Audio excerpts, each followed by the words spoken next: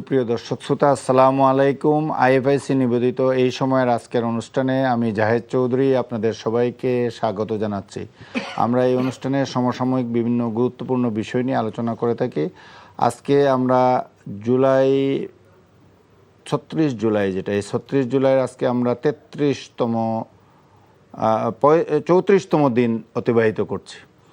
আজকে 31শে জুলাইয়ের পর 1, 2, 3 34তম দিন অতিবাহিত করছি।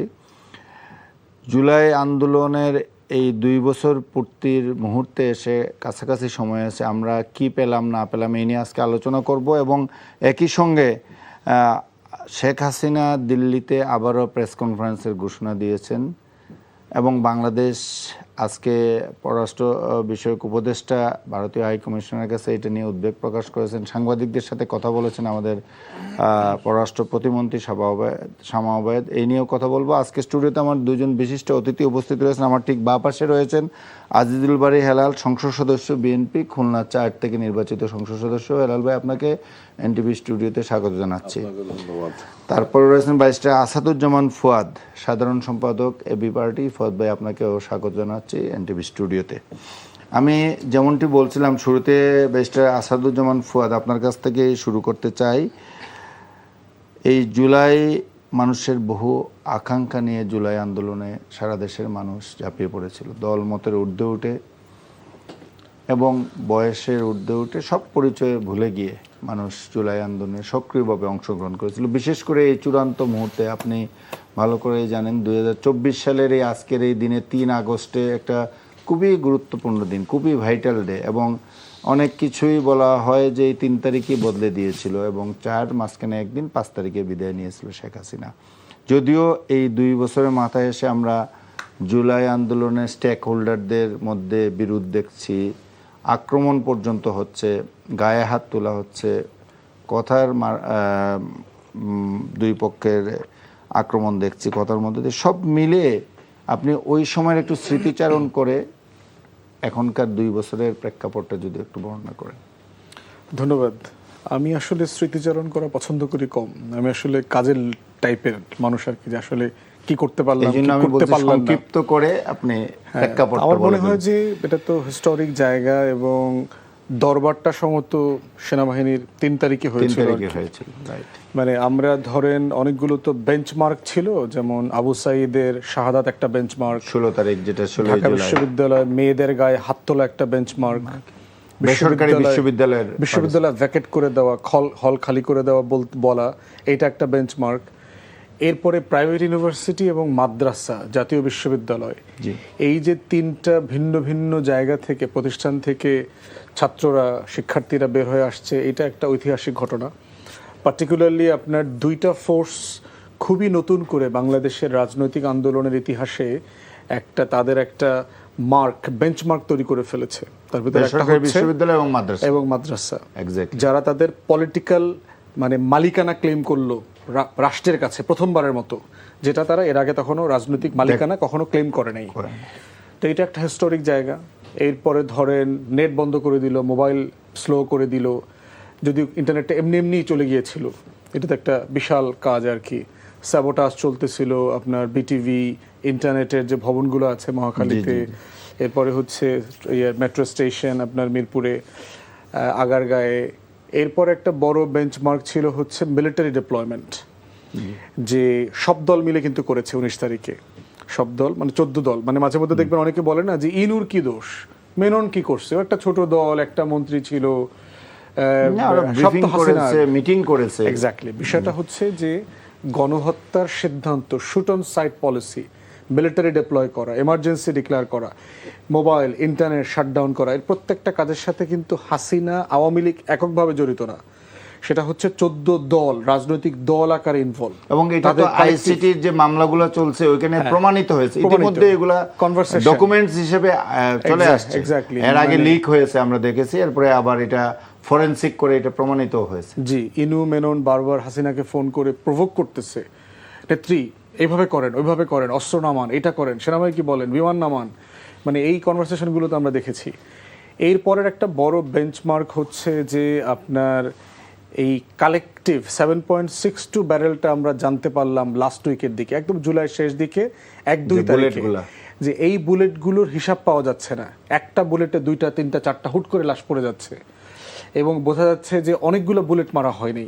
কোনো কোনো জায়গায় ফরেনসিকে আসছে একটা বুলেটই বের হয়ে আরেকজনের শরীরে ঢুকে গেছে, এরকম ঘটনা ঘটেছে। তো এইটা একটা বড় বেঞ্চমার্ক যে বাংলাদেশের ইতিহাসে যে মিলিটারি ব্যাটল গ্রেডেড ওয়েপন, মানে যেটা যুদ্ধে ব্যবহৃত হওয়ার জন্য সেরকম ওয়েপন ব্যবহার করা হয়েছে, এবং 23 থেকে 25 সালে সেগুলো প্রকিউর করা হয়েছে। এবং সাধারণত ব্যাটল গ্রেডেড ওয়েপন দেশে আসলে এটা মিলিটারি ইন্টেলিজেন্সকে, মিলিটারিকে ইনফর্ম করতে হয়। বাংলাদেশ সেনাবাহিনী অফিসিয়ালি বলেছে তারা এটা জানতেন না, তারা এটার সাথে জড়িত না কোনোভাবে। তো এটা এখনো ফরেনসিক হয় নাই যেটা সত্য মিথ্যা কতটুকু। তো জুলাইয়ের শেষের দিকে এই 31 তারিখের একটা বড় ঘটনা হচ্ছে, আপনার মনে আছে যে অবসরপ্রাপ্ত সেনা কর্মকর্তা ইকবাল করিম ভূঁইয়া থেকে শুরু করে জেনারেল নুরুদ্দিন সাহেব, যিনি আওয়ামী লীগের এমপি মন্ত্রী ছিলেন, ওনারা ব্রিগেডিয়ার সাখাওয়াত সাহেব, সবাই মিলে কিন্তু ওনারা ব্রিফিং করেন, যেটা বাংলাদেশের হিস্ট্রিতে আনপ্রেসিডেন্টেড। এবং এটার পিছনে কিন্তু আমরাও কন্টিনিউয়াসলি ওনাদেরকে পুশ করেছি যে আপনাদের একটা ঐতিহাসিক দায়িত্ব, এটা তো আপনারা ইগনোর করতে পারেন না। মানে মিরপুর ডিওএইচএস এর এখানে মিছিল করেছেন, জুমার একদিন দুদিন আগে একটা জুমা ছিল, জুমার পরে সেখানে মিছিল হয়েছে, ডিওএইচএস এর আপামর জনগণ, এবং শুধু এখানকার না, আমি যে চিটাগংয়ে গিয়েছি, আপনার চিটাগং ডিওএইচএস এর অফিসাররাও আমাকে বলেছে যে আমরাও এখানে মিছিল করেছি। তো এই ঘটনাগুলো তো বাংলাদেশের হিস্ট্রিতে আনপ্রেসিডেন্টেড। এবং ওই সমন্বয়কদের তুলে নিয়ে যাওয়া ডিবি অফিসে এবং ছাড়া পাওয়ার পর আন্দোলনটাকে এক দফার আন্দোলনের ঘোষণা শহীদ মিনার থেকে, যেটা এই 3 তারিখে নাহিদের যে ঘোষণাটা, এবং এইটাকে আবার অনেকে আবার ইদানিং হেয় করার চেষ্টা করছে। আপনি দেখবেন কিছু বামপন্থীরা পরিকল্পিতভাবে বলবার চেষ্টা করতেছে দ্রোহের মিছিল প্রেস ক্লাবে, এখানে সেখানে তারাই প্রথম এক দফার ঘোষণা দিয়েছেন, আরও বিভিন্ন জায়গাতে বিভিন্ন জন এটা ক্লেম করছেন। এটা খুবই অন্যায় কাজ। এক দফার আন্দোলন তো সরকারি দল অথবা বিরোধী দল আকারে সব দল বলেছে, আমরা সবাই বলেছি হাসিনাকে চলে যেতে হবে, কিন্তু সেইটাকে দিয়ে তো আপনি 36শে জুলাইয়ের ক্রেডিটটা নেওয়ার চেষ্টা করাটা সুন্দর না, এটা অশোভন। তো এটা নাহিদি দিয়েছে, এটাই ক্রেডিট, এবং সে আমাদের তরফ থেকে দিয়েছে, পুরো দেশবাসীর পক্ষ থেকে দিয়েছে, ফ্যাসিবাদ বিরোধী আন্দোলনের মানে প্ল্যাটফর্ম থেকে দিয়েছে। অতএব সেই জায়গাতে আমার মনে হয় যে এটা ক্রেডিট নষ্ট করার কোনো সুযোগ নাই। ব্যবসায়ীদের একটা মিটিং হয়েছিল, জাহিদ ভাই মনে থাকার কথা, 2-3 তারিখে বাংলাদেশের যত বড় বড় দালাল ব্যবসায়ীদেরকে এনে মানে সেখানে প্রকিউর করা হয়েছে ব্যবসায়ীদেরকে, এক্স্যাক্টলি। বাট এই 2টা মিটিং আমাদেরকে যেভাবে হতাশ করেছে না, ব্যবসায়ীদের এবং এই সাংবাদিক দালাল সাংবাদিকদের মিটিং, আবার আশান্বিত করেছে আমার জুনিয়র অফিসাররা যেদিন প্রাণ খুলে কথা বলেছে, এবং এটাও এই 3 তারিখ এবং একই দিনে। এবং তারা বলেছে, এবং একটা জিনিস কিন্তু দেখবেন যে ওইদিনকার চিফ কিন্তু আইয়ুব বাচ্চুর 2টা গান রেফার করেছে, মানে আর বেশি কাদালে উড়াল দেব আকাশে। তো এবং উনি দেখবেন সিনিয়র অফিসাররা কিন্তু কথা বলতে চাচ্ছিল এবং জুনিয়রদেরকে কথা বলতে দিতে চাচ্ছিলেন না। ভিতরে যারা ছিলেন তারা আমাকে বলেছেন জেনারেল ওয়াকার সাহেব পার্টিকুলারলি জুনিয়রদের কথা শুনতে চেয়েছেন, এবং জুনিয়ররা হাউমাউ করে কেঁদেছে যে স্যার আমাদেরকে আমার দেশের মানুষের উপর গুলি চালাইতে বলতেছেন, আমি তো এটা করতে পারবো না, এটা অন্যায় কাজ করছেন, আপনারা আমাদের উপর জুলুম করতেছেন, অন্যায় করছেন, আমার চাকরি চলে গেলে চলে যাক, এই ধরনের মানে একটা হুয়ান ক্রাই পড়ে গেছে ভিতরে। তো ওয়াকার সাহেব কিন্তু মেসেজ পেয়ে গেছেন যে আপনি সিনিয়র অফিসাররা তো আর যুদ্ধ করে না, তারা তো কোনো রেজিমেন্ট কমান্ড করছে না, তারা কোনো ইউনিট কমান্ড করে না, তারা তো এখানে এসি রুমে বসে থাকে। দিন শেষে কমান্ডিং অফিসাররা যদি এটা না চায় আমরা এটা করবো না। যদিও তারা এর আগে তাদের বিভিন্ন অফিসাররা বিজিবিতে যারা পোস্টেড আছেন, র্যাবে যারা পোস্টেড আছেন, আনসারে পোস্টেড আছেন, এবং সেনাবাহিনীর একটা অংশ তারা জনগণের উপর গুলি করেছেন, এরকম ফুটেজ আমরা দেখেছি। বাট মোটা দাগে আমাদের সিপাহী, আমাদের জওয়ান, আমাদের জুনিয়র অফিসাররা আজাদির পক্ষে অবস্থান নিয়েছেন, খুবই শক্তিশালীভাবে অবস্থান নিয়েছেন, এবং সেটাই ছিল ডিসাইসিভ আমাদের জন্য আর কি, যে আমরা তখন বুঝে ফেলেছি যে মানে সিচুয়েশন ঘুরে যাচ্ছে, এইটা হিস্টোরিক, এবং এইটা ঠেকানোর আন্ডু করবার মতো জায়গায় হাসিনা নাই তখন। আমি আপনার কাছে আবারও ফিরবো, এই আলোচনা আমরা কন্টিনিউ করবো। জনাব আজিজুল বারী হেলাল, আপনার কাছ থেকে সেই সময়কার ঘটনা বলে একটু স্মৃতিচারণ, এবং আপনি কিভাবে দেখছিলেন?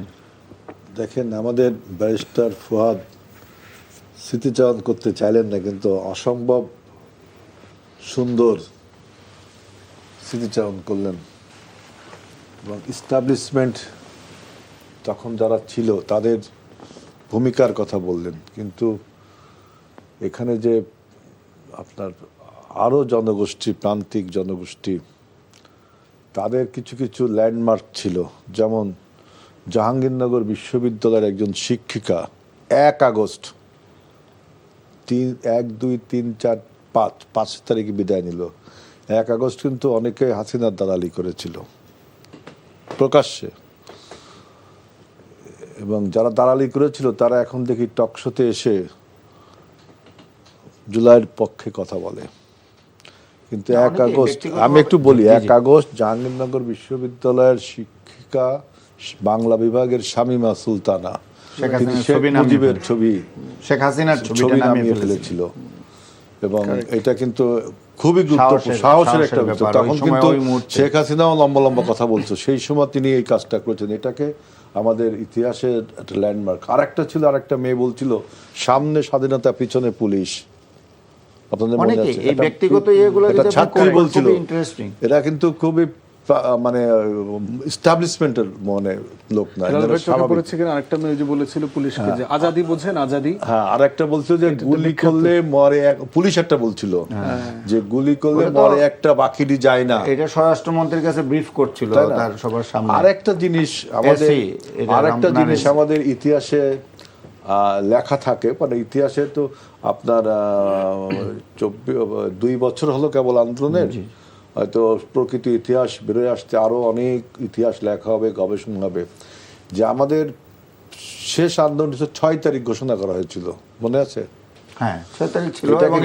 একদিন এগিয়ে নিয়ে আসা, এগিয়ে আনার জন্য আমাদের বর্তমান চেয়ারম্যানের একটা ভূমিকা আছে, সবাই জানেন। আমাদের যে আন্দোলনের পোস্টার বয় যারা, এই যে বৈষম্য, তাদের সাথে আমাদের চেয়ারম্যানের একটা টেলিফোন আলোচনা হয়েছিল, সেখান থেকে 6 তারিখের প্রোগ্রামটা 5 তারিখে আনা হলো। প্রধানমন্ত্রী তারেক রহমানের কথা বলছেন, তিনি তখন লন্ডন ছিলেন, তার সাথে আমাদের এই পোস্টার বয়দের আলোচনা হয়েছিল, তাই না? এইগুলো ইতিহাসে লেখা থাকবে। এখন বক্তব্য হলো যে আপনি আপনার বক্তৃতায় বলেছেন যে শেখ হাসিনা, না ওটা আমরা পরে আলোচনা করব। এখন আমি এই প্রথম পর্বে হয়তো আমার মিনিট 2-1 সময় পাবো। মোটামুটি স্মৃতিচারণ, আপনি স্মৃতিচারণের কথা বলছিলেন, জাহাঙ্গীরনগর ইউনিভার্সিটির গোলাম রব্বানী, আমি যদি নামটা ভুল না করি, একজন একটা কবিতা, অসাধারণ একটা মানে উদ্দীপক, কিংবা ঢাকা ইউনিভার্সিটির এই যে সাইমা ম্যাডাম, এই যে আমাদের এখন পিএসসি মেম্বার, হ্যাঁ, তো উনার যে বক্তব্যটা তখন অনেক শিক্ষক ভালো হয়েছিলেন। হ্যাঁ, এইভাবে অনেকেই কিন্তু ওই সময় তাদের এই এক একটা অবস্থান, এক একটা ভূমিকা হয়তো পার্সোনাল মনে হয়েছে, কিন্তু এই পার্সোনাল ভূমিকাগুলো একটা বড় বড় এখন কন্ট্রিবিউশন আছে, কন্ট্রিবিউট 14 দল এবং হাসিনা পরাজিত শক্তি বাদে সমস্ত রাজনৈতিক দলের যে সমর্থনটা ছিল, আপনি দেখেন যে অংশগ্রহণ ছিল। আর এই কথাটা কিন্তু ইতিহাসে একটা নির্মোহ যদি ইতিহাস আপনি রচনা করেন, যে 17 বছর ব্যাপী এই আন্দোলনের যে বনমালা গাঁথা হয়েছে, তখন সমস্ত রাজনৈতিক দল কিন্তু বিভিন্ন জনগণকে আহ্বান করেছে হাসিনা বিরোধী আন্দোলনের জন্য। কেউ এসেছে, কেউ আসেনি, এটা তো ঠিক। কিন্তু যখন সব আপনার 5ই আগস্টের আন্দোলনে, আমরা জুলাই আন্দোলনে যখন ছাত্ররা আমাদের সামনের সারিতে এসে আসলো এবং তাদের সবাই এখন ডাকলো, আমার রাজনৈতিক দলগুলো তাদের ছেড়ে যায়নি, এটা কিন্তু একটা গুরুত্বপূর্ণ। কিন্তু রাজনৈতিক দলগুলো যখন আন্দোলন চালছে, তখন কেউ আসছে, কেউ আসেনি, কিন্তু ফাইনাল যখন কলটা ছাত্রদের কাছ থেকে আসলো, ছাত্ররা নেতৃত্ব দিল, তখন কিন্তু কেউ তাদের ছেড়ে যায়নি। এটা একটা গুরুত্বপূর্ণ বিষয়। এইটাকে আপনারা যদি স্বীকার ইতিহাসে না রাখেন, তাহলে আপনাদের করতে যাচ্ছি। এটা আমার কাছে মাঝে মধ্যে মনে হয়, এটা কি কেউ অস্বীকার করে যে রাজনৈতিক দলগুলো এগিয়ে আসেনি, এই আন্দোলনে সম্পৃক্ত হয়নি, এমন দাবি কি কেউ করেছে? অনেক সময় পলিটিক্যাল বক্তৃতার সময় কেউ বলেন যে আপনারা তো করে পারেন নাই, আমরা পারছি, এটা কেউ বলে। It's a rhetoric. আমি বলছি, যখন আপনি স্মৃতিচারণ করতে বলবেন, এই স্মৃতিচারণই আগামী দিনের ইতিহাস, তাই তো? সেটা এই যে মানুষ যেগুলো বিস্মৃতির অতল গহ্বরে তলিয়ে যায়, গুরুত্বপূর্ণ কথাগুলো, সেগুলো সামনে নিয়ে আনা দরকার। আপনারা কি কখনো জাহাঙ্গীরনগর বিশ্ববিদ্যালয়ের শামীমা সুলতানার এই সাহসী পদক্ষেপটা কি আমরা বললাম? আমরা ইস্টাবলিশমেন্টের পক্ষে বললাম, যারা ইস্টাবলিশ না, না, আপনি বললেন, কেউ না কেউ বলবে। আমি সেটা বলবো, যদি ফদ ভাই যে কাজ শেষ করলো তারপরেরটুকু আমি বললাম, জি, জি। উনি যদি না, আমার প্রশ্নটা ছিল যে আপনার আপনারা এটা কেন ফিল করেন, রাজনৈতিক নেতারা কেন ফিল করেন, কিংবা বিশেষ করে যদি আমি পিন পয়েন্টেড করি যে বিএনপি মাঝে মধ্যে ফিল করে যে আমাদেরকে মনে হয় এটার বাইরে রেখে দেওয়া হলো, জুলাই আন্দোলনে আমাদের অংশগ্রহণটা প্রপারলি এটা ডিসকাস হচ্ছে না, এটা হলো আপনার অনুমান, প্রপারলি ডিসকাস এটা হচ্ছে হলো না। আপনার অনুমান, এটা আপনার অনুমান, না, জনগণের না, আপনি যেমন একটু না, আগে আমি বলছি যে একটা আন্দোলনকে যেমন ৭১-এর স্বাধীনতা যুদ্ধের কথা লিখতে গেলে ৫২ থেকে শুরু করতে হয়, জি, না ইভেন আপনার ৬৯-এর গণ অভ্যুত্থানকে আপনাকে আনতে হয়, তাই না? ঠিক এরকম আপনি জুলাই আন্দোলনকে শুধু জুলাইয়ের মধ্যে সীমাবদ্ধ ৩৬ দিনের মধ্যে সীমাবদ্ধ রাখলে হবে না। এর যে আপনার প্রেক্ষাপটটা গত ১৭ বছর ব্যাপী তৈরি হয়েছে, যেমন রাশিয়ার বিপ্লব ১৫ বছর ব্যাপী, সেখানে আপনার লাস্ট ১০ দিন একটা কৃষকরা দুনিয়া কাঁপানো আন্দোলন করলো। ম্যাক্সিম গোর্কি মনে হয় বইটা লিখলো যে দুনিয়া কাঁপানো ১০ দিন, আমরা ছোটবেলায় পড়তাম দুনিয়া কাঁপানো ১০ দিন। ১০ দিনে কি রাশিয়ার বিপ্লব হয়েছে? অবশ্যই নয়। ১০ দিনে কি রাশিয়ার বিপ্লব হয়েছে আপনি বলেন? এই যে সিরিয়ায় যেটা হলো লাস্ট ১৫ দিনে, ওই রাজনৈতিক দলটার নাম আমি ভুলে গেলাম, ওই সংগঠনটা আপনার আসাদের পতন করে দিল। ১৬ বছর ব্যাপী আসাদের বিরুদ্ধে জনগণ লড়ছে। আমরা আলোচনা কন্টিনিউ করব। এইটা বলছি যে ইতিহাসের উৎপত্তি থেকে বললে পুরো জিনিসটা আসে, নতুবা এটা খণ্ডিত হয়ে যায়।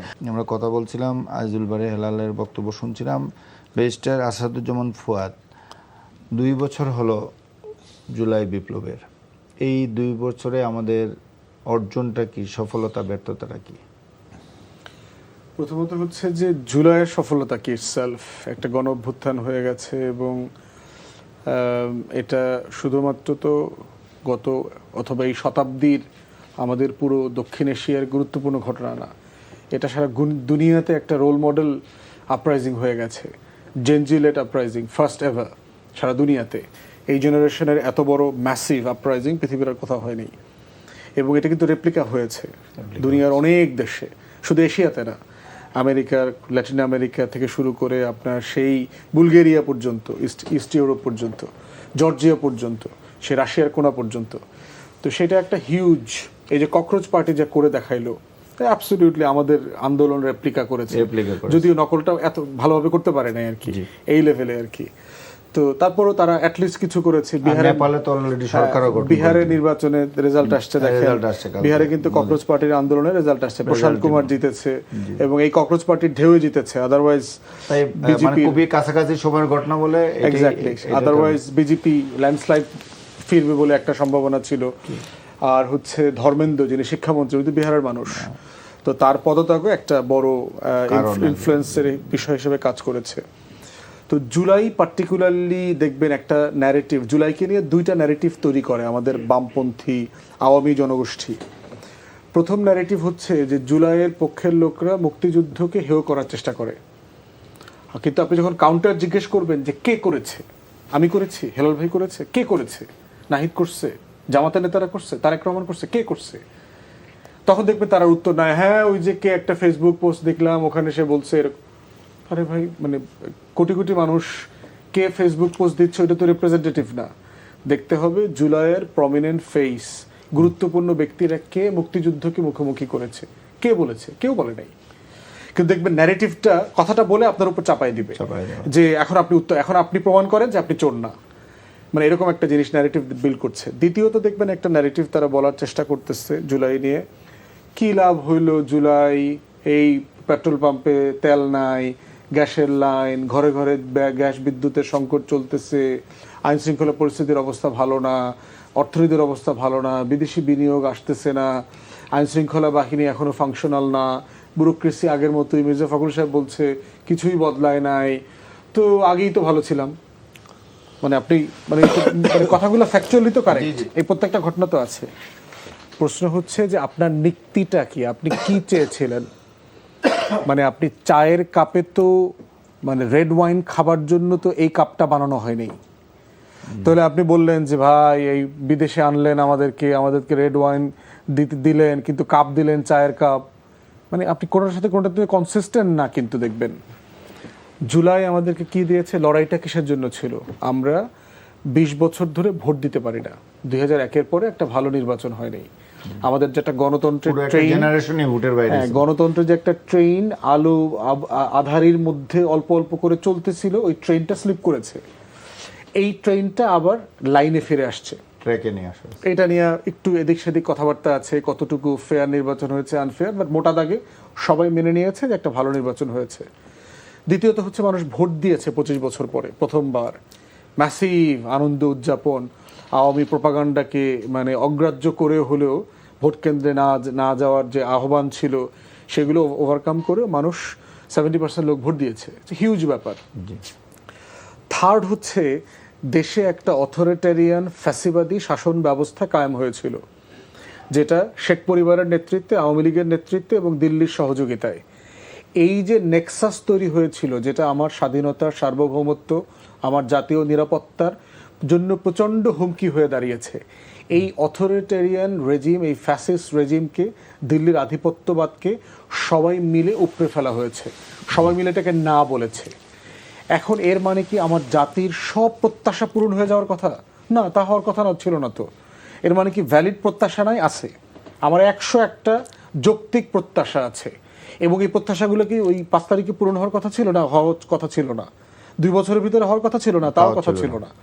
তাহলে একটা বিষয় হচ্ছে একটা জাতি গঠন হওয়ার, বিনির্মিত হওয়ার একটা কন্টিনিউয়াস লড়াই আছে, এটা কন্টিনিউয়াসলি চালিয়ে যেতে হবে। কন্টিনিউয়াসলি সরকার রাষ্ট্র গঠনের এই সমালোচনা, আলোচনা, তর্ক, আলাপ, এই যে ডায়ালেকটিক প্রসেস, এই প্রসেস আমাদের চলমান থাকবে, এটা কোনোদিন শেষ হবে না। ইন আদার সেন্স কেউ কেউ এটাও বলেন যে জুলাই বিপ্লবটা এখনো চলমান, এটা শেষ হয়ে যায়নি, টার্মটা এটাই ইউজ করা হয়, নিঃসন্দেহে এটা শেষ হয়ে যায়নি, এটা আরো কাজ রয়ে গেছে। এই জন্য আমরা বোধ করছি যে এইটার ন্যারেটিভটা ব্রেকডাউন করাটা খুব জরুরি, কারণ এই বয়ানটা ব্রেকডাউন না করলে যেটা হবে, সবার ক্ষমতার রশি ধরে কিন্তু বয়ান টান দিবে, ক্ষমতার বৈধতা নিয়ে প্রশ্ন করবে, চ্যালেঞ্জ করবে। এবং আমার বিএনপির বন্ধুরা, আমার বড় ভাইরা, আমার সম্মানিত ভাইরা প্রায় দেখি আওয়ামী লীগের বয়ানের ফাঁদে পড়ে যাচ্ছে, প্রায় দেখি আওয়ামী লীগের ভাষায় কথা বলছে, প্রায় দেখি তারা মুক্তিযুদ্ধের চেতনা ব্যবসা করা শুরু করেছে, দু একজন দেখলাম 72-এর সংবিধান ব্যবসা করতেছে। এই ব্যবসা তো ভাই অন্য দোকানের মাল, আওয়ামী লীগের দোকানের মাল তো ভাই আপনার দোকান থেকে মানুষ কিনবে না, অথবা ওই ব্যবসা করিয়েন না, ওইটা তো দরপতন হয়েছে, শেয়ার মার্কেটে এই ব্যবসা অলরেডি পুঁজিপাটটা হারায় ফেলছে। তো এই জায়গাতে হচ্ছে আমাদের সবার কালেকটিভলি গণ অভ্যুত্থানের সকল শক্তিকে এই বয়ান অ্যাড্রেস করাটা খুব জরুরি, কঠিন ভাষায়। এবং আমরা চাই আমাদের সরকারি দলের নেতৃবৃন্দ যারা আছেন, যারা গণ অভ্যুত্থানের অংশীজন, তারা সবাই মিলে এই গণ অভ্যুত্থানের এই বয়ান ভাঙার জন্য কাজ করবেন। দুঃখজনকভাবে হলো সত্য, সরকারি দলের অনেকে গণমাধ্যম দখল করছেন, কিন্তু বয়ান ভাঙার জন্য চেষ্টা করতেছেন না। তারা ওই আগের নিউজ প্রেজেন্টার, আগের নিউজ এডিটর, আগের প্রডিউসার, আগের টকশো হোস্ট, একই কাঠামো সব পুরোটা রেখে দিয়েছেন, শুধুমাত্র কিন্তু বেতন নিচ্ছেন। এই সুবিধা অপেক্ষা, সুযোগের অপেক্ষা। এক্স্যাক্টলি, এই বডি দিয়ে কিন্তু আপনি বয়ান ভাঙতে পারবেন না। তাই আমরা, এবং এর আগে আমরা দেখেছি বিএনপি কিন্তু বারবার বয়ানের রাজনীতিতে কিন্তু পরাজিত হয়েছে। যখনই দিল্লির আধিপত্যবাদের ন্যারেটিভ আসছে, এই বাংলাদেশের একই কাঠামো, একই গণমাধ্যম বেগম জিয়াকে অপরাধ করছে, চুরি করছে, এতিমের মাল খাইছে, অতএব তার বিচার করতে হবে, কেউ বিচারের ঊর্ধ্বে না। ক্যান্টনমেন্টে জমি দখল করে আছে, এই গণমাধ্যম প্রমাণ করছে না? তারেক রহমান, হাওয়া ভবন, তাকে হত্যাযোগ্য করা, তাকে নির্যাতন করা যায়, তার মেরুদণ্ডের হাড় ভেঙে দেওয়া যায়, তাকে নির্বাসিত করা যায়, এই গণমাধ্যম কিন্তু ন্যারেটিভ তৈরি করেছে। তো এই জন্য আমরা সরকারি দলকে পার্টিকুলারলি অনুরোধ করছি, আপনারা বয়ানের রাজনীতিতে বারবার পরাজিত হয়েছেন। আপনাদের গত 30-32 বছরের রাজনীতিতে আওয়ামী লীগের কাছে, বাম আওয়ামী এই ন্যারেটিভ নেক্সাসের কাছে আপনারা শিশুতোষ প্রমাণিত হয়েছেন। অতএব এইটা একটা হিস্টোরিক অপরচুনিটি আসছে, যেখানে সবাই, সরকারি দল, বিরোধী দল, সবাই গণ অভ্যুত্থানের পক্ষের শক্তি, সবাই জাতীয়তাবাদী শক্তি, সবাই শহীদ প্রেসিডেন্ট জিয়াউর রহমানের ক্যানভাসে পলিটিক্স করে, যে যে ব্যানারে করে। এখানে মত পার্থক্য আছে, কিন্তু মোটা দাগে সবাই বাংলাদেশে আজকে সংসদের বাইরে, পক্ষে বিপক্ষে, সবাই শহীদ প্রেসিডেন্ট জিয়াউর রহমানের ক্যানভাসে পলিটিক্স করে। এই রকম পার্লামেন্ট, এই রকম অপরচুনিটি বিএনপির ইতিহাসে কোনোদিন আসে নাই, এবং এইবার যদি বিএনপি এটা অ্যাড্রেস করতে না পারে, তাহলে এই অপরচুনিটি ফিউচারে আর কোনোদিন আসবে না। বায়জুল বাড়ি হেলাল।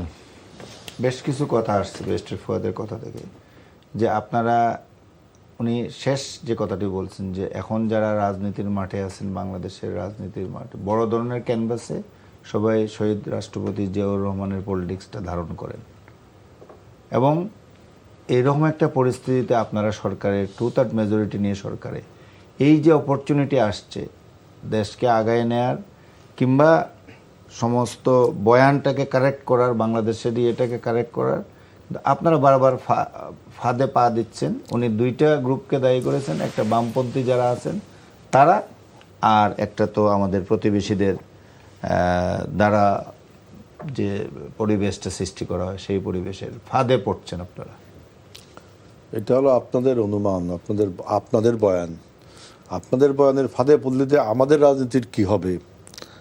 আপনাদের যে বয়ান দাঁড়াইছেন এই বয়ান তো আমি মানতেছি না, আমার দলও ইনশাল্লাহ মানবে না। আপনারা বলছেন সবাই জিয়াউর রহমানের রাজনীতি করেন, শহীদ প্রেসিডেন্ট জিয়াউর রহমানের মাল্টিপার্টি ডেমোক্রেসি সবার রাজনীতি করার অধিকার তিনি দিয়েছেন। দল তো করেছেন বাংলাদেশ জাতীয়তাবাদী দল, তা সবাই আসেন আমার দলে যোগ দেন। সবাই আমাদের জিয়াউর রহমানের আদর্শ সৈনিক। বড় মোটা থাকে যে বাংলাদেশে জাতীয়তাবাদে বিশ্বাস করে, তো অযৌক্তিক কথা দেশের পক্ষে মনার যে কনসেপ্ট আমাদের কথা, জি, যে আপনি তো সবাই শহীদ প্রেসিডেন্ট জিয়াউর রহমানের রাজনীতি করে আসেন, আসলে বিএনপিতে যোগ দেন সবাই। এখন আপনি বলতেন না উনি মাল্টিপার্টি ডেমোক্রেসি করেছিলেন, সবার রাজনীতি করার অধিকার দিয়েছেন, আমরা অন্য রাজনীতি করি। অতএব এইটা একটা মানে কথা বললেন আপনি যে আমরা সবাই প্রেসিডেন্ট জিয়াউর রহমানের রাজনীতি, কই সবাই প্রেসিডেন্ট তা আসেন আমার দলে যোগ দেন। জাতীয়তাবাদ প্রেসিডেন্ট 19 দফা রাজনীতি, ওনার বাংলাদেশের জাতীয়তাবাদ আসেন করেন, তা তো করেন। দল মিলে যদি এক দল হয়ে যেতেন আবার ওই আপনার কথা আপনি ধরা বললেন, তার মানে আপনার কথাটা ঠিক না, তাই তো? প্রথমত আপনার কথাটা ঠিক না। সেকেন্ড হলো যে আপনারা বলছেন যে আমাদের বর্তমান যে আমরা যেহেতু গণ অভ্যুত্থানের একটা দল, সবাই আমরা গণ অভ্যুত্থানের দল, এখন আমরা জনগণের ভোটে ক্ষমতায় আসছি, তাহলে আমাদের এখন কি করতে হবে? ভিন্ডিকটিভ হতে হবে, প্রতিহিংসা পরায়ণ হয়ে উঠতে হবে। এই এনটিভি তারা কি হাসিনার পক্ষে বয়ান বানায়নি? 8 টিভি নিচে আছে, তারা কি উপরে আছে, তারা কি বানায়নি? কোন টিভি বানায়নি? তাহলে আপনি সমস্ত টিভিকে বন্ধ করে দেবেন, তাহলে হাসিনার সাথে আপনার পার্থক্য থাকলো কি? আপনি বলেন, এটা কি গণতন্ত্র? এটা কি বাক স্বাধীনতা? এইটা ঠিক।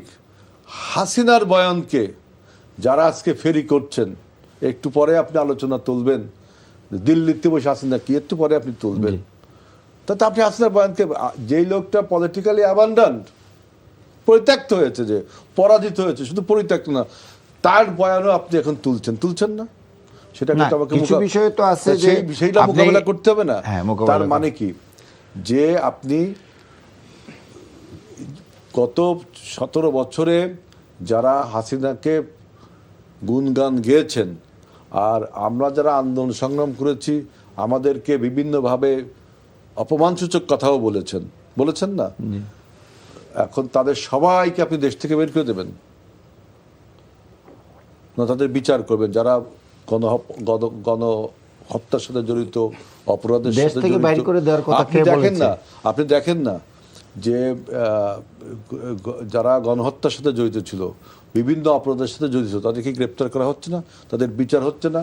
এই অন্তর্বর্তীকারী সরকার একটা ট্রাইব্যুনাল করছিল, নির্বাচিত সরকার 2টা ট্রাইব্যুনাল করছে, এবং প্রত্যেকটা জিনিসের না, 2টা আগেই হয়েছে, অন্তর্বর্তী সরকারের আমলেই হয়েছে। এনিওয়ে 2টা হয়েছে, ওটা আগে আমরা সৃষ্টি করেছিলাম, আমরা রাজনৈতিক দলগুলো আরেকটা ট্রাইব্যুনাল সৃষ্টি করেছিলাম। আমি সেটা বলছি যে বিচার হচ্ছে, সব কিছু হচ্ছে, কিন্তু এই যে আপনারা যখন পত্রিকাগুলো, আপনারা যখন গণমাধ্যমে বসে ওই যে হাসিনা ফিরে আসতেছে, আপনি বলেন, এখানে রাজনৈতিক অনুমান থেকে বলছি, বাংলাদেশের রাজনীতিতে হাসিনা তো দূরের কথা, আওয়ামী লীগের রাজনীতি আবারও চালু হওয়ার সম্ভাবনা কি? সবাই মিলে যদি হেল্প করেন তাহলে তো চালু হওয়ার সম্ভাবনা নেই। কারণ কি সামনে রাজনীতি, বাস্তবতা কি, রাজনীতিটা কি? রাজনীতি উনি বলেন না, ফুয়াদ ভাই ডাইরেক্টলি বলেছেন যে বয়ানের উপর নির্ভর করে। আওয়ামী লীগের সামনের বয়ানটা কি বলেন আপনি? আওয়ামী লীগের সৃষ্টি হয়েছে কি বাংলাদেশ আন্দোলন, আমি তর্কের খাতিরে মেনে নিচ্ছি যে স্বাধীনতার সময় বাংলাদেশ আন্দোলন তার পক্ষে ছিল। বাংলাদেশ যখন সৃষ্টি হলো তারপরে আওয়ামী লীগের বয়ানটা কি? মুক্তিযুদ্ধের চেতনা। সেইটাও যখন ভোট হয়ে গেল আর কোনো আওয়ামী লীগের বয়ান নেই। এই যে 5ই আগস্টে ভোট হয়ে গেল, এখন আওয়ামী লীগের এখন যদি আওয়ামী লীগ এসে বলে আমরা দুর্নীতিমুক্ত সমাজ করব, আমরা আইনের শাসন করব, জনগণ কি বিশ্বাস করবে তাদের? তাই না? মুসলিম লীগ আপনি দেখেন 54 সালে পরাজিত হয়েছে, আবার 79 সালে কিন্তু 10টা সিট পেয়েছিল এই মুসলিম লীগ। তারপরে কিন্তু আর নির্বাচনই করতে পারেনি, কারণ আর সমর্থন ধরে রাখতে পারেনি। কারণ ওদের আন্দোলন ছিল কি? মুসলিম লীগের যে জমিদার প্রথা বিলোপ করবে আর পাকিস্তান আন্দোলন, দুইটাই যখন শেষ হলো থার্ড কোনো আর বয়ান তৈরি করতে পারেনি। আর তারা রাজনীতি থেকে সরে আসলো, মানে বিস্তৃতিতে পড়ে গেল। একইভাবে আওয়ামী লীগের সামনে বয়ানটা কি বলেন? বাংলাদেশ আন্দোলন হয়ে গেছে, বাংলাদেশ প্রতিষ্ঠা হয়েছে, এরপর তারা মুক্তিযুদ্ধের চেতনা ব্যবসা করতো, এইভাবে চেতনা ব্যবসা করে বহুদিন গেছে, এখন ভোট হয়ে গেছে, আর কিছু তৈরি করতে পারেনি। সুতরাং মানে এটাকে আপনি তাইলে কি আপনি কোনো চ্যালেঞ্জ মনে করছেন না? আওয়ামী লীগের আমাদের কথাবার্তাগুলো আওয়ামী লীগের একটা পরাজিত শক্তি এবং পরিত্যক্ত, তাকে নিয়ে আপনারা এই আওয়ামী লীগ আসলো, সেই করলো, আপনারা আওয়ামী ভাষায় কথা বলছেন, মানে আওয়ামী লীগকে আপনারা বেঞ্চমার্ক করেন। আওয়ামী লীগের সতী সাধ্বী বানানোর জন্য আমরা যারা টকশো করি, আমরা যারা পত্রিকায় কলাম লিখি, আমাদের থেকে আমি দেখলাম আর কোনো জুৎসই লোক নেই।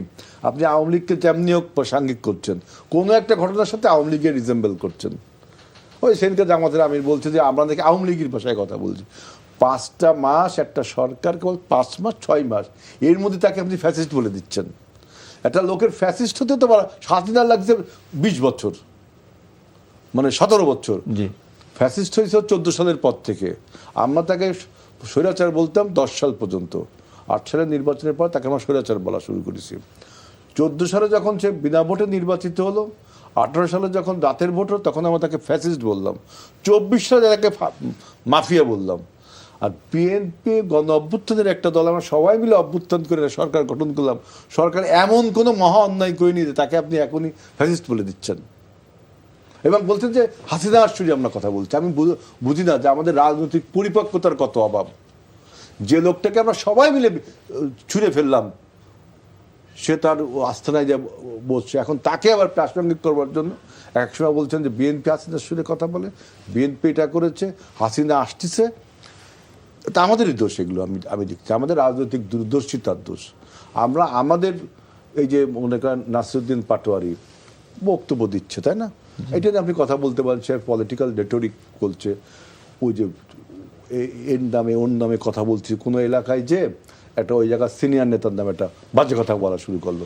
দ্যাট ডাজ নট মিন তাকে আমরা আপনি অ্যাটাক করবেন, এইসব যে আমরা কথা বলতে, এটা মানে তাকে অ্যাটাক করবেন না। কিন্তু অ্যাটাক তো করছে। আমি সেটাই তো, আমি সেই প্রসঙ্গে তো আসছি। এখন এইটা যদি আপনি আলোচনার সাবজেক্ট হতো, তাহলে এটা নিয়ে আমি একটা আলোচনা করতে পারতাম। যেমন আপনি বলছেন অ্যাটাক করছে, আমি বলছি অ্যাটাক করা উচিত হচ্ছে না। আমার পাশাপাশি এইটাও আমাকে যেদিনের ঘটনা ছিল সেদিন এটাই আলোচনার বিষয় ছিল। জাহিদ ভাই শেষ না করি, মানুষ আমাকে ভুল বুঝবে। আমি বলছি যে তাকে অ্যাটাকটার বিরুদ্ধে তো আমি বলছি, তাই না? অবশ্যই। কিন্তু এই জায়গায় কিন্তু আরেকটা কথা বলতে হবে যে দেখেন যে হবিগঞ্জের ঘটনার কেসটা আপনি স্টাডি করেন, যে গৌস গণ অভ্যুত্থানের সামনের সারির একজন সৈনিক, যত বছর জেল খাটছে গৌস, আমরা একসাথে জেল খাটছি আমরা, এবং যে অমানসিক নির্যাতন করছে কিবরি হত্যা মামলায়, আরও একটা অন্যায় মামলায়, সে জেলখানার থেকে বসে কিন্তু পৌরসভা নির্বাচনে জিতছে 2 বার, 1 বার না 2 বার। তোমার সে কত পপুলার একজন নেতা।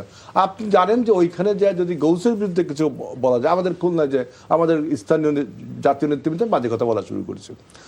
এখন আমরা কি আর যে বাজে কথা বলছে তাকে মারার কথা তো আমরা জাতীয় নেতা বলতে পারি না, উচিত না আমাদের বলা।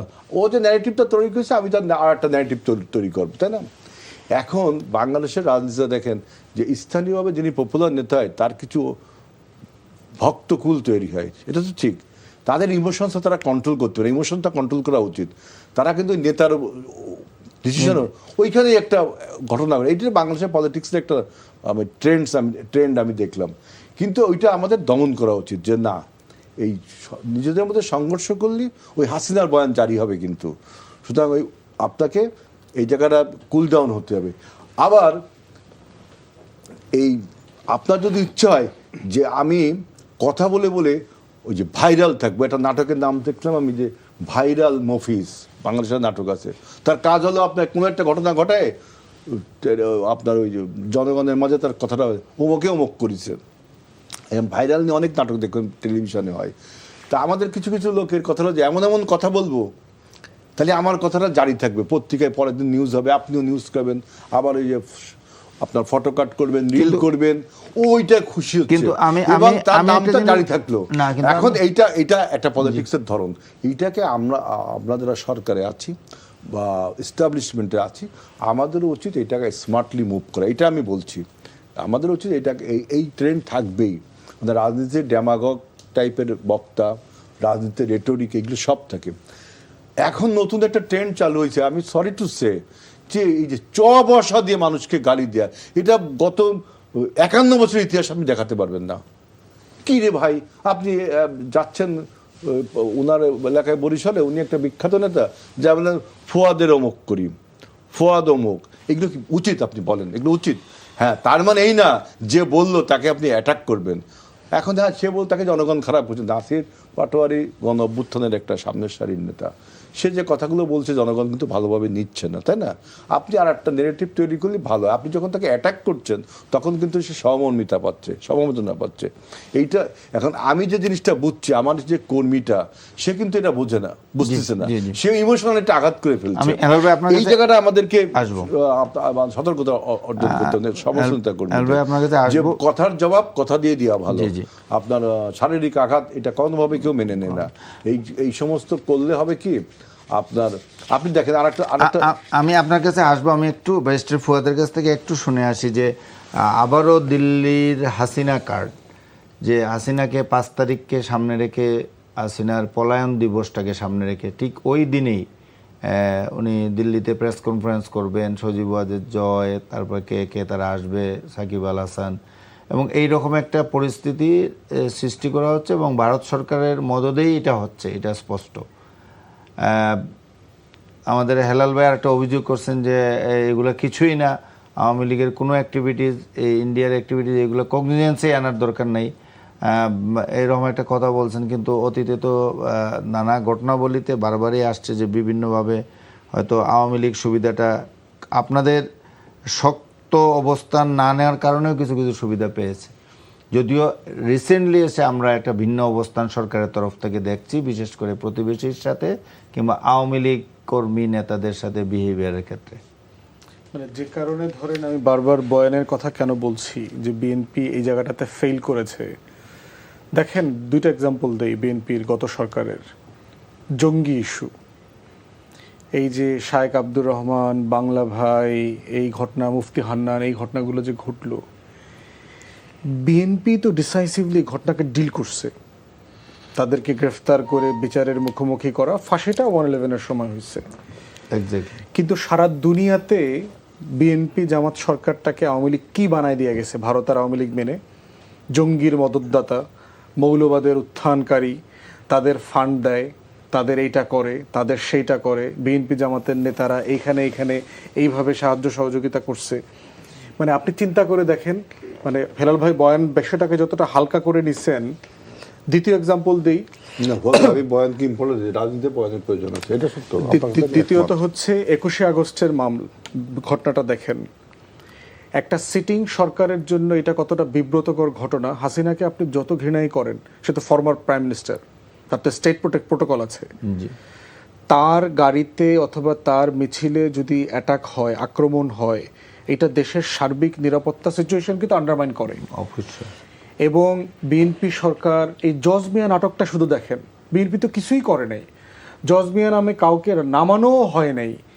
একটা সিআইডির অফিসে বসে একটা আলাপ হয়েছে, এরকম একটা আলাপের ফাইলকে প্রমাণ করে বিএনপির উপরে চাপায়া খাওয়াই দিছে পুরো জাতিকে, একদম গুঁড়া করে খাওয়াই দিছে যে এই নাটক সে মঞ্চস্থ করছে।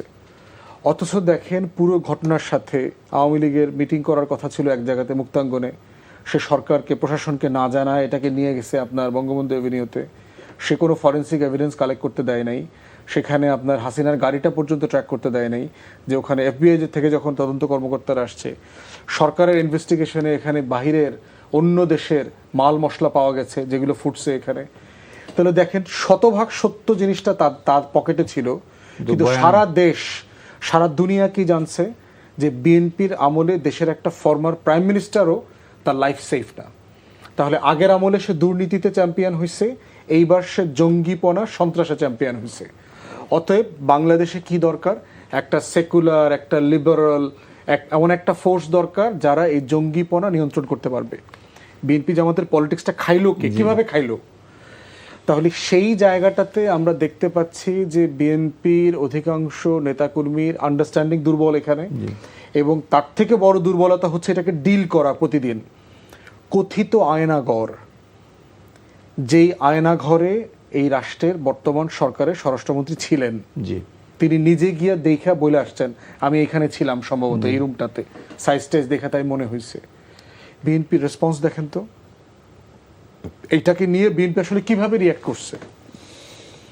তাহলে এই জায়গাগুলো আমরা বলছি কেন, আমরা কালেকটিভ, আমি আপনাকে অনেক আপনি এক্সাম্পলগুলো জানেন, আমিও আপনাকে প্রচুর এক্সাম্পল দিতে পারবো, শত শত ঘটনা আছে বিএনপির এরকম, কিন্তু বিএনপি এগুলো ডিল করে নাই, পাত্তা দেয় নাই কখনো। দেখবেন বিএনপি মনে করেছে যে মানে এখন তো সে আরো কনফিডেন্ট, আমি দেশের সবচেয়ে বড় রাজনৈতিক দল, আশেপাশের কেউ নাই, সব মিললেও আমার ধারে কাছে হইবে না, সব মিললে কি হয়েছে 80টা সিট হয়েছে, তো আমি তো এমনিতেই 212 না পাইলেও 190 তো পাবো, তো আমার কে ঠেকায়। বিএনপি লোকজন যখন আমাদের বন্ধু বান্ধবী ধরেন একটু সিনিয়র টিনিয়র আছে না, বসতে গল্প, তারা সেকেন্ড টার্ম থার্ড টার্মে কি হবে, কে এমপি মন্ত্রী হবে, কারা কারা উঠে আসবে, এই আলাপ করতেছে, অথচ তার পায়ের নিচ থেকে মাটি সরে যাচ্ছে।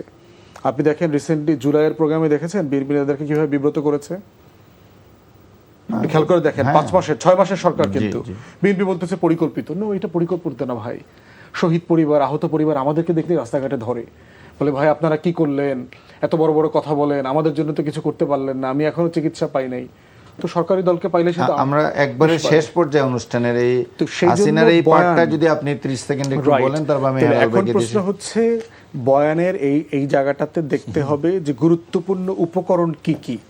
নতুন করে ভারত আওয়ামী লীগ মিলে বিএনপি জামাত সরকারকে বিব্রত করবার জন্য কি কি অস্ত্র ব্যবহার ডিপ্লয় করতেছে, তার তো টুলস আছে। দিল্লির মিলিটারি প্রিপারেশন ওয়াইজ তারা কখনো বাংলাদেশে আক্রমণ করবার দুঃসাহস করবে না, এটা তারা জানে যে এটা মৌচাকে হাত দেওয়ার মতো অবস্থা হবে, একদম ওলট পালট হয়ে যাবে এখানে তার 10-15টা স্টেট। সেখানে তার পলিসি কি, তার কৌটিল্যের পলিসি, চাণক্যের পলিসি। তো চাণক্যের পলিসি কি, সে এখানে কালচারাল ফ্যাসিবাদ তৈরি করে, সেখানে গোলাম চাকর বাকর তৈরি করে, আমলাতন্ত্রের ভিতরে সামরিক বেসামরিক, দেখবেন মিলিটারি অফিসারদেরকে বউ বাচ্চা সহ ফ্রি ট্রিটমেন্টের জন্য নিয়ে যায়, আমলাদেরকে জাজদেরকে অমুকের দেখবেন সব বিনামূল্যে চিকিৎসা, হায়দ্রাবাদে ঘোরা, কাশ্মীরে নিয়ে যাওয়া 5 দিন 10 দিন ট্রিটমেন্ট, পোলাপান, আপনাদের সিনিয়র সাংবাদিকদের অনেক পোলাপান বিনা মূল্যে লেখাপড়া করতেছে সেখানে দার্জিলিংয়ে, শিলংয়ে, প্রাইভেট স্কুলে। এরপরে দেখেন কালচারাল ফ্যাসিস্ট, যাদেরকে আমরা এখনো অ্যাড্রেস করতে পারি নাই, এখনো তারা রয়ে গেছেন, এবং তাদেরকে অ্যাড্রেস করবার প্রয়োজন সরকার মনে করছে কিনা এই ব্যাপারে আমাদের সন্দেহ আছে। আমি একটু হেলাল ভাইয়ের কাছে যেতে হচ্ছে, আমাদের সময় আমরা স্মরণ করাই দিচ্ছি যে ভাই আমরা তো আপনাদের শত্রু না, তো আপনি ডুবলে তো একা ডুববেন না, তো আমাদেরকে নিয়ে টিয়া ডুববেন তো একসাথে। হেলাল ভাই, আমি একবারে শেষ পর্যায়ে আছি অনুষ্ঠানের, আপনি যদি আমার বক্তব্য, আমি ব্যারিস্টার ফুয়াদের কথার সাথে অনেক অংশে একমত, এবং তিনি যে অনুমানটা বা ন্যারেটিভটা তুলছেন এইটাই যে আপনাকে মানতে হবে, তাই তো এটা আর একটা ফ্যাসিস্টের রূপায়ণ হলো। আপনি আমাদের চেয়ারম্যান তারেক রহমানের একটা বক্তব্য দেখবেন যে তার যে আপনার স্পাইনাল কর্ডে যে সমস্যা, উনি বলছেন যে এখনো ব্যথা করে তার। এখন এই উনি যদি প্রতিশোধটা নেন তাহলে কি ব্যথা কমবে? কমবে না, তাই না? মনে রাখবেন যে বিএনপি কোনো প্রতিহিংসাপরায়ণ রাজনৈতিক দল না। আপনি দক্ষিণ আফ্রিকার নেলসন ম্যান্ডেলা, আমরা শেষ করতে